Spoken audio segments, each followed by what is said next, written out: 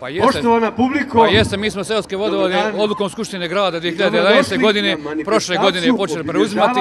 Do sad smo preuzeli oko 50% seoskih vodovoda. Do kraja ove godine ćemo izvršiti potpuno preuzimanje i staviti u sistem vodovoda. Seoski vodovodi su bili nekad pod nadležnosti Centra za selo i on će sad preći našu nadležnost. Šta treba tu reći? Tu je negdje oko 700 km mreže, a sami znate da čitava mreža gradska, ova ovdje je 700 km mreže. Pa se iz tog razloga može vidjeti koliko je to sistem i koliko je to posao koji treba, ajde da kažemo, uvesti u ove naše sve normalne tokove. Ove godine vodovod obilježava i svoju 110. godinu postojanja. Nam predstavljaju opterećenje.